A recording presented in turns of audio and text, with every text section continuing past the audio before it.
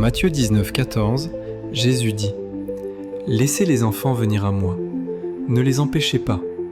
En effet, le royaume des cieux appartient à ceux qui sont comme eux. » Ce podcast est destiné à tous ceux et celles qui veulent revenir au fondement de l'enseignement de Jésus, dont les jeunes chrétiens.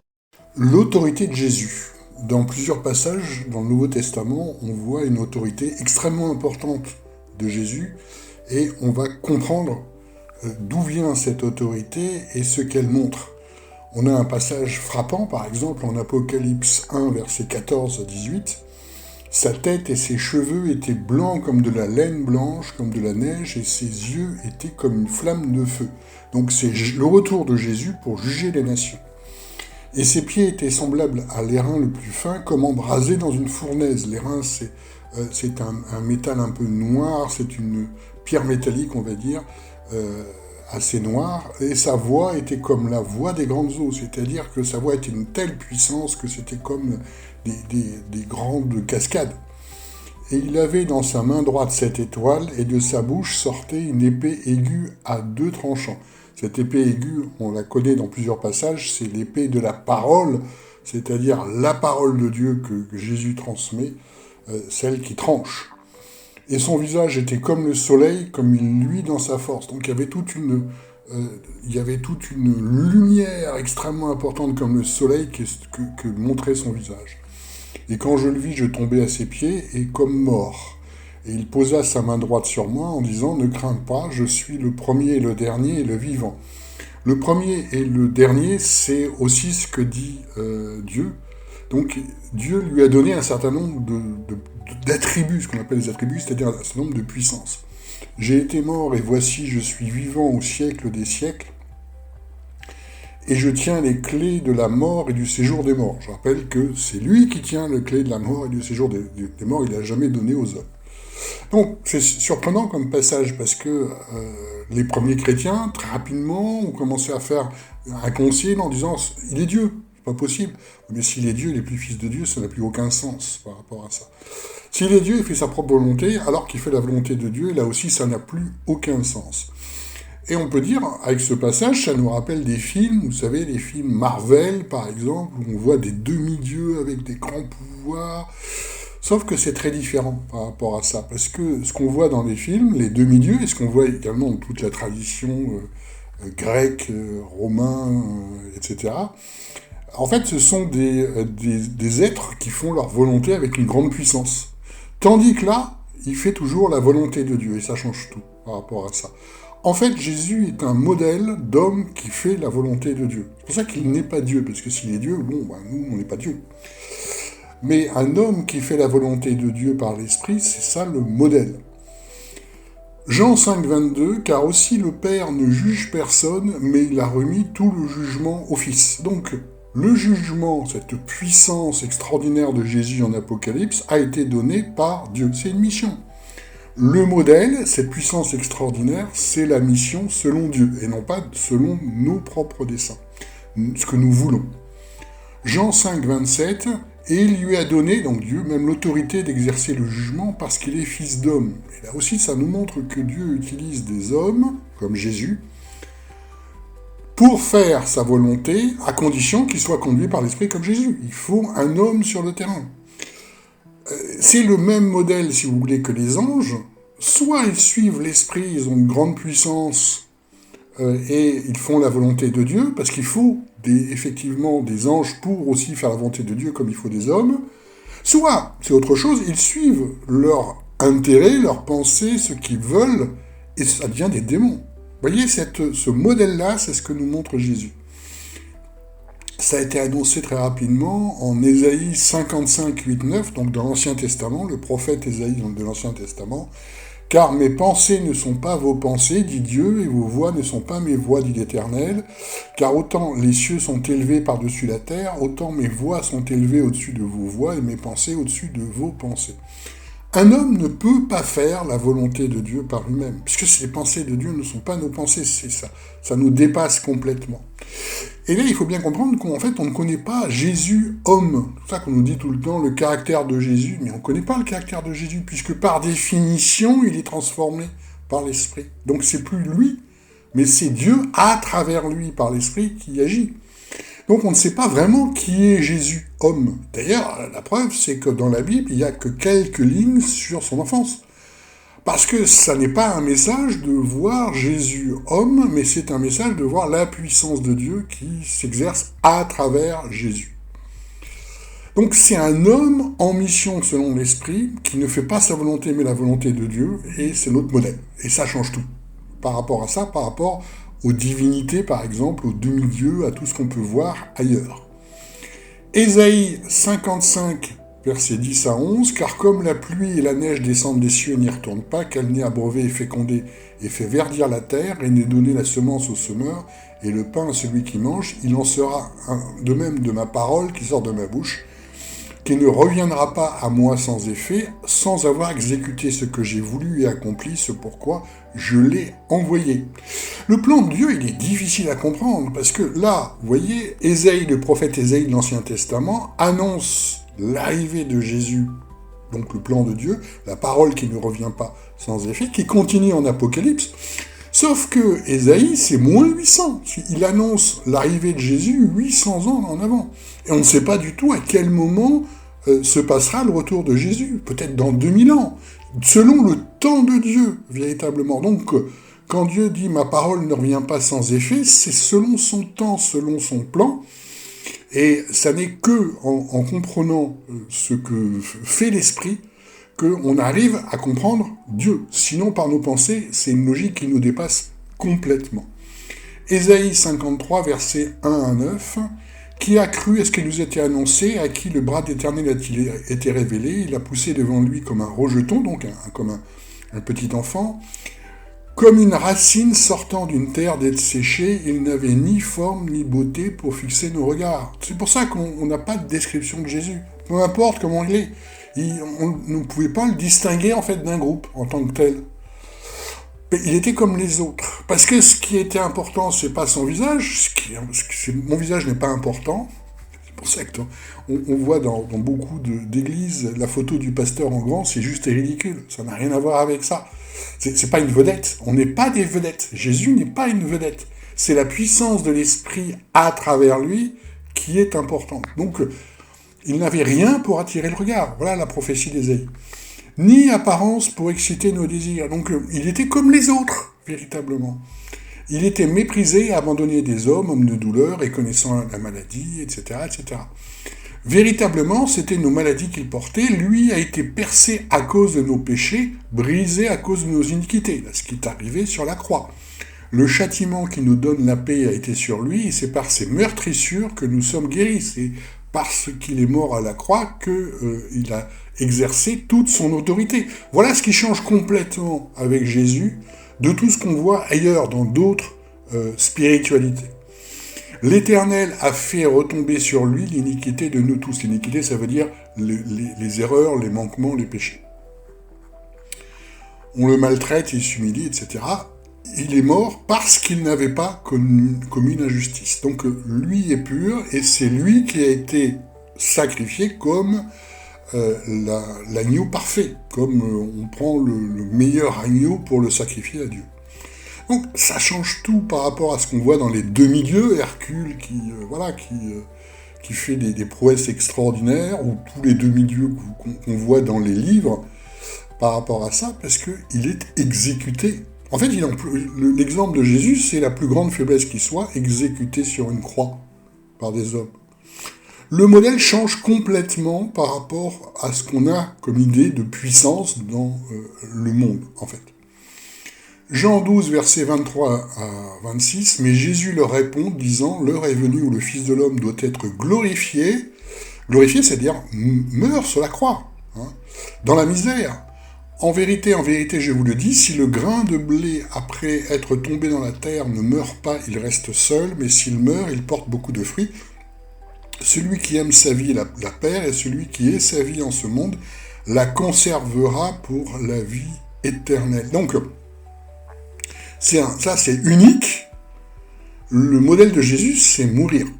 On meurt, on ne vit pas comme les hommes. Tandis que le modèle des demi-dieux, ce qu'on voit dans les films, Ils sont super puissants, comme des démons un peu. Voilà, ils font ce qu'ils veulent en fait. Bon, ils gagnent à tous les coups parce qu'ils ont des super pouvoirs.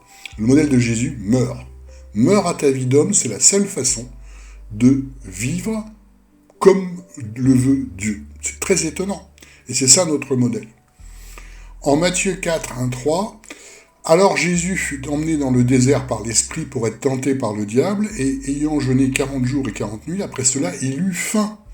Et le tentateur s'étant approché lui dit, si tu es fils de Dieu, dis que ces pierres deviennent des pains. Donc le diable lui dit, mais fais comme les demi-dieux. Exerce la puissance pour faire ce qui t'arrange. Fais comme les demi-dieux, fais comme les divinités. Hein. La puissance des divinités, en fait, ils font selon leur désir, et ils sont très puissants pour faire ça, comme le diable. C'est pour ça que le diable lui dit ça. Et on a partout ça dans le modèle des églises, dans le modèle des religieux. Hein. En fait, un pasteur, il va t'expliquer que c'est très important pour lui, il y a du monde, qu'il y ait du succès, puis il fait en fait selon ses désirs. Ce qui est important, c'est ce que lui veut. Il veut qu'il y ait du monde. Voilà. Il veut que tout le monde obéisse. Il veut que tout le monde l'écoute. Il est tout le temps à faire selon sa volonté, et ça n'a rien à voir avec la volonté de Dieu. Matthieu 4, versets 8 à 9, le diable le transporte encore sur une montagne, et il lui montre tous les royaumes du monde et leur gloire, et lui dit, je te donnerai toutes ces choses, si tu te prosternant, tu m'adores. Voilà une tentation du diable, en disant, je te donnerai vraiment autorité sur le monde, si tu te consacres au mal, en fait, si tu m'adores, c'est-à-dire si tu suis mon chemin. Et c'est impressionnant de voir le nombre d'églises qui ont des logos, en particulier en Afrique, du monde. Voilà, la conquête du monde, c'est vraiment leur obsession, le nombre de ministères internationaux, entre guillemets. Pour eux, quelqu'un de sérieux, c'est forcément, il y a international dedans. Et j'ai écouté comme ça une prédication d'une église donc pentecôtiste africaine qui est pas loin de chez moi, et ils ont tout un logo comme ça, où on voit effectivement leur église qui illumine le monde. Et ils expliquent que le pasteur a eu un rêve, Dieu lui a parlé, donc son église doit illuminer le monde. Et puis ils ont fait 45 minutes pour expliquer le logo. Et il y a un grand P qui est la parole de Dieu, qui est rouge parce qu'il y a le sang de Jésus. Tout ça, c'est bien gentil. Mais moi, j'y étais une fois, parce que je voulais en fait discuter avec quelqu'un qui était dans cette église. Il y avait 15 personnes qui s'ennuyaient à écouter tout ça.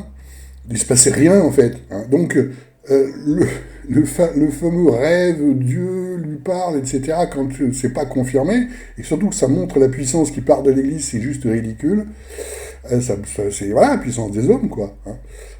C'est pas Dieu, hein, puisque tout rêve doit être confirmé quand c'est Dieu, c'est confirmé, et c'est conforme effectivement au Nouveau Testament. La puissance de Jésus, c'est Dieu. Et là, ça m'a vraiment frappé de voir à quel point ils étaient très contents de ce rêve, mais sauf que ça, c'était pas dans les faits. Donc ils avaient implanté une autre église dans une autre ville, qui faisait pareil, les gens s'ennuyaient le dimanche matin, hein, à chanter et à écouter, entre guillemets, l'homme de Dieu qui parlait de puissance, et c'est n'importe quoi. Mais c'est tellement souvent n'importe quoi.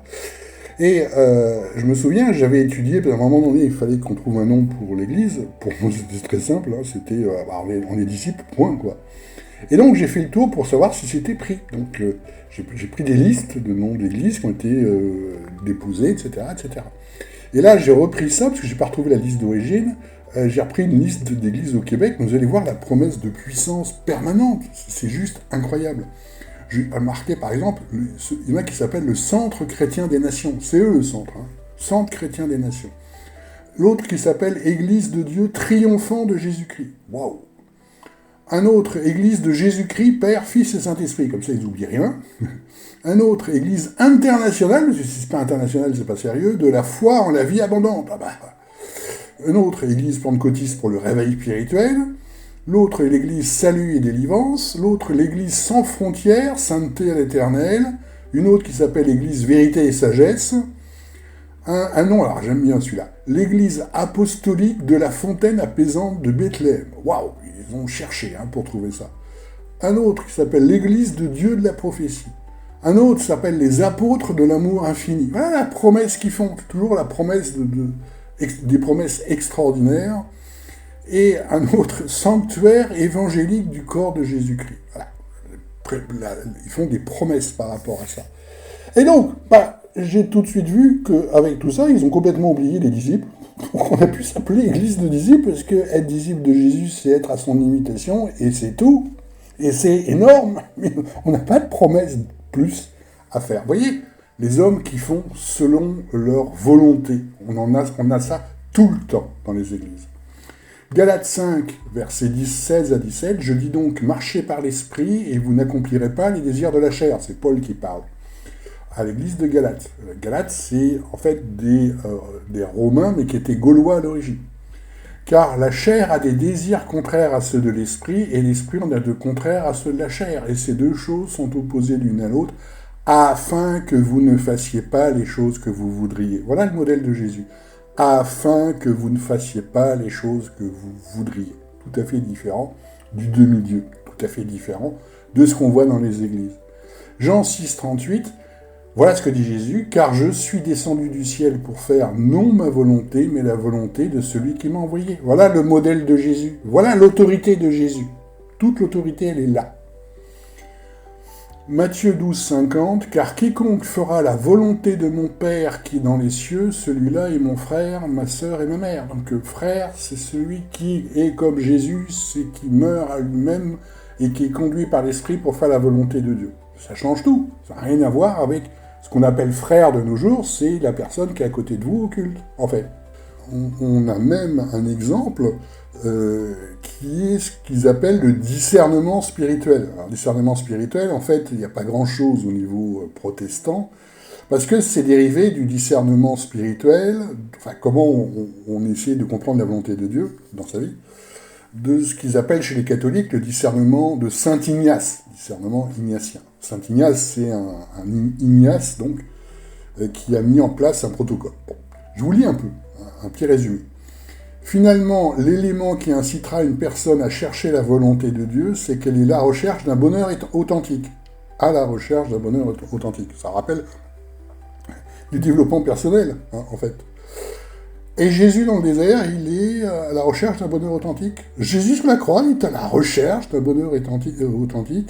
Quand Paul est persécuté, naufrage et fouetté en prison, il est à la recherche d'un bonheur authentique, sérieusement. Et pourtant, c'est ça la base, ce que je veux. Elle veut vivre sa vie dans une dimension de béatitude en conformité avec Dieu. Dans ce contexte, Dieu veut évidemment le bonheur de tous et de chacun. Dieu veut évidemment le bonheur de tous et chacun. Bon, ça, c'est un principe, en fait, comme tous les animaux. Hein. Les animaux cherchent le bonheur en permanence, cherchent le plaisir et fuient la souffrance. Un petit lapin, il cherche à ne pas se faire attraper par le renard et à manger des carottes. Il cherche le plaisir et fuit la souffrance. Sauf que Dieu, ses pensées ne sont pas nos pensées. Donc Dieu cherche évidemment le bonheur de tous et de chacun, et puisqu'il nous connaît intimement, il sera juste pour cette personne, cherche à savoir la volonté de Dieu à son sujet, afin d'avoir accès à son véritable bonheur. Voilà, il faut être bien dans sa vie, lequel est inaccessible à sa seule volonté. Et ils finissent par, n'oublions pas quand même la définition de la volonté de Dieu, c'est-à-dire, du moment que toi t'es content, bah, Dieu est content. C'est ça. Et c'est fou. Et pourtant, c'est le rechercher la volonté de Dieu, c'est donc faire selon ce qui nous plaît, en fait, selon ce principe-là, et ce qu'on voit ça partout. Matthieu 26, 39, voilà ce que dit Jésus. Il avança de quelques pas, se jeta le visage contre terre et fit cette prière. Mon Père, si cela est possible, que cette coupe s'éloigne de moi, toutefois, non pas ce que je veux, mais ce que tu veux. Toute l'autorité de Jésus, c'est justement de ne pas faire sa volonté, mais la volonté de Dieu. Toute l'autorité, c'est là. Marc 1, versets 21 à 28, et ils viennent à Capernaum, et aussitôt ils étaient entrés dans la synagogue le jour du sabbat, et il l'enseignait, et ils étaient frappés de sa doctrine, car il les enseignait comme ayant autorité, et non pas comme les scribes. Voilà une expression sur le terrain de l'autorité de Jésus à travers son enseignement. Alors je vous passe un peu le passage, mais il fait en fait une délivrance Qu'y a-t-il entre toi et nous, Jésus? Es-tu venu pour nous perdre, un esprit impur? Nous savons qui tu es, le Saint de Dieu. Mais Jésus le réprimanda en disant, tais-toi et sors de lui. Alors l'esprit impur, l'ayant agité avec violence et ayant jeté de grands cris, sortit de lui, de la personne, pas de Jésus. Et ils furent tous terrifiés, de sorte qu'ils discutaient entre eux, qu'est-ce que ceci, un enseignement nouveau avec autorité? Il commande même aux esprits impurs, et ils lui obéissent, et sa renommée se répandit aussi de tous côtés dans toute la contrée voisine de la Galilée. Donc l'autorité, c'est, on voit la puissance de Dieu à travers lui. Là, voilà l'autorité de Jésus. Et d'ailleurs, les hommes en parlaient, ça ne veut pas dire qu'ils sont convertis, mais ils ont remarqué cette puissance-là. Alors évidemment, dans les églises, ils ne savent plus faire depuis longtemps, la puissance de Dieu. Donc ils font comment? Ils essayent de faire un discours persuasif, ce qu'on appelle la prédication. Donc il y a des cours pour ça, c'est un nom qui est un peu bizarre, mais ils appellent ça en théologie l'homilétique. Donc, j'ai regardé un petit texte pour vous le partager. Voilà, cours d'homilétique, donc ils appellent ça l'éloquence de la chair. On va impressionner les gens parce qu'on va bien parler, comme les hommes politiques, comme les avocats. Alors, le nom de l'église, sobre, mais c'est drôle, vous allez voir, parce qu'en fait, c'est très éloigné de l'enseignement de Jésus. Et ils se font appeler l'église du Christ. Ça a le mérite d'être sobre, mais en fait, ça n'a rien à voir avec les enseignements de Jésus. Alors, ça commence par un entraînement à diriger, pourquoi? Ah oui, ne vous faites pas appeler directeur, on voit que ça marche pas. Mais bon, chaque groupe de personnes unies ensemble par un but commun trouve le succès en proportion directe avec l'efficacité de ses qualités de chef. Voilà, faites par vous-même, c'est ça qu'il faut faire. Il s'appelle, je rappelle, Église de Christ. Cette classe peut aider chacun de nous à servir plus efficacement comme dirigeant dans l'Église du Seigneur. Donc, prêcher, alors je vous passe tous les passages, mais par exemple, il faut faire des pauses avant et après une idée importante, afin de donner un temps pour que vos idées fassent impression, donc une technique de discours, pour impressionner les gens. Il n'a rien à voir avec Jésus et la puissance de Dieu. Il parle même des chants, il y a plein de passages. Le directeur de chant doit démontrer au début que l'assemblée devra accepter sa vitesse. Il ne se conformera pas à l'heure. Donc il faut suivre l'homme. Ça qui est important, pas suivre Dieu, mais suivre l'homme. Dans une petite assistance, un directeur de cantique peut fréquemment garder le groupe ensemble en chantant assez fort pour le contrôler. Pour le contrôler. Plusieurs passages de Jésus, ne soyez pas comme eux, ne contrôlez pas les gens, mais ils le font bien sûr, parce qu'ils font selon les hommes et non pas selon Dieu. Quels sont les résultats? Ça marche pas du tout, effectivement. J'ai encore entendu une prédication dans une église, nous devons chercher l'impact du voisinage. Quel impact du voisinage? Jésus avait seulement 12 disciples, les seuls qui pouvaient comprendre. Le reste, oui, ils étaient impressionnés, mais ils ne sont pas convertis pour autant. Quel impact? Et pourtant, ils parlent tout le temps comme les hommes, on cherche l'impact. 1 Pierre 4, 1, 2. Donc c'est Pierre qui parle dans un de ses épîtres, c'est-à-dire une lettre adressée aux églises. Christ donc ayant souffert quant à la chair, vous aussi armez-vous de cette même pensée, que celui qui a souffert quant à la chair a été libéré du péché, pour vivre non plus selon les convoitises des hommes, je veux impacter, je veux qu'il y ait du monde, je veux qu'ils m'obéissent, mais selon la volonté de Dieu pendant le temps qu'il vous reste à passer en la chair, c'est-à-dire avant de mourir. 1 Jean 2, versets 15 à 19, pareil, épître de Jean. N'aimez pas le monde ni les choses qui sont dans le monde. Si quelqu'un aime le monde, l'amour du Père n'est pas en lui. Car tout ce qui est dans le monde, la convoitise de la chair et la convoitise des yeux, je veux voir qu'il y ait du monde, je veux voir que les personnes obéissent, je veux voir qu'ils chantent, je veux voir que... je veux les contrôler pour qu'ils chantent à la même vitesse que moi, etc., etc. L'orgueil de la vie ne vient pas du Père, mais vient du monde. Et le monde passe et sa convoitise, mais celui qui fait la volonté de Dieu demeure éternellement. Petits enfants, c'est la dernière heure. La dernière heure, ça veut dire que ce sont les temps de la fin. Alors, 1 heure pour Dieu, c'est comme 1000 ans, Et vous avez entendu dire qu'un antéchrist vient, donc celui qui est l'inverse de Christ, un homme religieux, en fait, mais qui est l'inverse de Christ. Aussi, maintenant, y a-t-il beaucoup d'antéchrists? Déjà à l'époque des apôtres, les églises commençaient à se remplir de personnes qui faisaient autre chose que la volonté de Dieu. Par là, nous connaissons que c'est la dernière heure. Ils sont sortis du milieu de nous, mais ils n'étaient pas des nôtres. Car s'ils avaient été des nôtres, ils seraient demeurés avec nous, mais c'est afin qu'il fût manifesté que tous ne sont pas des nôtres. Donc, Jean annonçait ce qui arrivait tout de suite, les églises qui sont dirigées par des hommes, qui font comme les hommes et non plus selon Dieu, modèle qu'on a toujours au jour d'aujourd'hui, de pire en pire évidemment.